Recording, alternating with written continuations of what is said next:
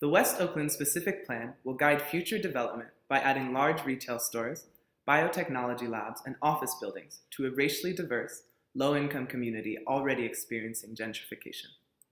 Planners have considered commercial and governmental interests, but how do West Oakland's current residents fit in? If a $100 million development project, mixed-use housing and retail, is going to be built over here on the Transit Village, what job in that system will the guy who's over on the corner at 8th and Campbell get? Will it be anything more than the security guard or cashier? Maybe a cashier?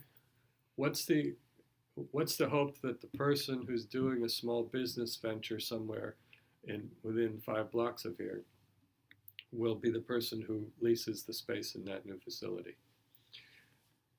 And if that is probably not plausible, how would we then train and mentor that person with the entrepreneurial spirit and the little sidewalk business? Is there a path that we could present for that person that in 5 years he would be in a position to understand how to do business and to enter into, rather than Starbucks having the corner slot for the coffee shop, it would be this local entrepreneur? Our perspective, the gap that really exists is like what you said, this kind of informal, either from informal or people who just have assets they could use to be entrepreneurs but don't know how to use them quite yet. Yep. To get into a place where like they can benefit from something like the program that Central has, or that ICA has, or that any other incubator successful has. Most of the art that you see in here is done by artists who've never painted a mural before. Some of them never even painted before. So kind of the openness and the possibility of this building gives people a purpose and allows them to find whatever that purpose is that gives them satisfaction. I think Jehudi has a really good management team. I would say 99% of their management team is local. And then the other big thing I would say is because they're very forward thinking in terms of embracing improvements to technology. You have to think outside the box. I mean, everything that we do here has been, you listen to the customer, you see what the need is, and you fill that need. Typically we say investment, they used to talk about this floating all boats.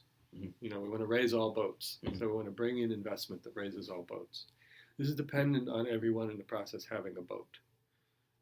Now, those people who are so distanced from the economic structures that are bringing about investment, aren't connected to it enough to be raised when the boats raise. If you're not already in the traditional economy, your boat's not going up with the tide. You're just going to stand there while the water rises. I think communities like West Oakland and other cities we don't have the education to be being preparing us for every 30 years. A plan is going to come through your neighborhood. I'm envisioning that one of the things, if we do get this another type of institution, how do they be prepared for how are they going to be prepared, and who's going to be prepared for the next 30 years of planning?